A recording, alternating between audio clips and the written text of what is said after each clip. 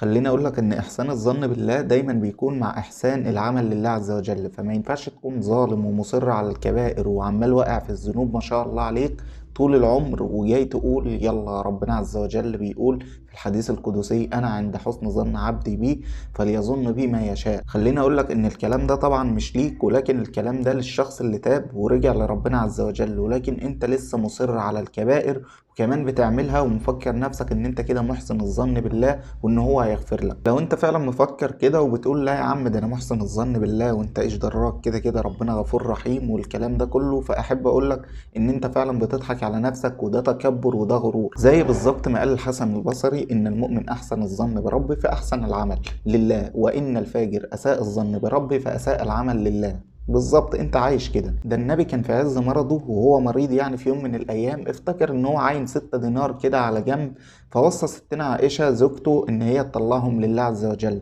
فستنا عائشة بطبيعة الأمر أو بطبيعة الموقف نسيت ليه، اتلهت في مرض النبي صلى الله عليه وسلم. ولما فاق النبي سألها: أنت عملت إيه في الفلوس اللي أنا قلتلك عليها أو في ال6 دينار اللي أنا قلتلك عليهم؟ قالت له: يا رسول الله إن أنا يعني اتلهيت في المرض بتاعك. فالرسول صلى الله عليه وسلم خد الفلوس على طول وطلع طلعهم لله، وقال لها: ما ظن محمد بربي لو لقي الله وهذه عنده؟ يعني انا ظن بربنا ايه لو انا قابلته في الفترة دي فعلا والامانة دي عندي اللي انا قلت لك روحي طلعيها لله عز وجل. فحرفيا لك ان تتخيل سيدنا محمد خايف يقابل ربنا وهو اصلا يعني الحاجة المستحبة ما طلعتش ليه، يعني لو ما كانش عملها هو ما كانش هيأثم عليها لانه هو وصى بيها ستنا عائشة رضي الله عنها وأرضاها. فما بالك أنت اللي مصر على الذنوب وعلى الكبائر وجاي تقول أنا كده كده محسن الظن بربنا عز وجل؟ وما تجيش تقول لي إن رحمة ربنا عز وجل سبقت غضبه والكلمتين اللي أنت حافظهم دول وماشي تقولهم لأي حد. أحب أقول لك فعلا إن أنت كلامك صح، ولكن أنت بتاخد الكلام وبتحطه في مواضع أصلا ما ينفعش إن هي تتحط فيها.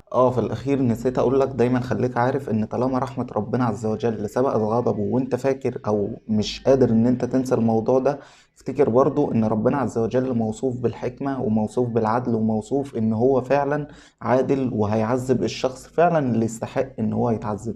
ما تنساش ان انت تبعت الفيديو لزميلك فتدل على الخير كفاعله. السلام عليكم.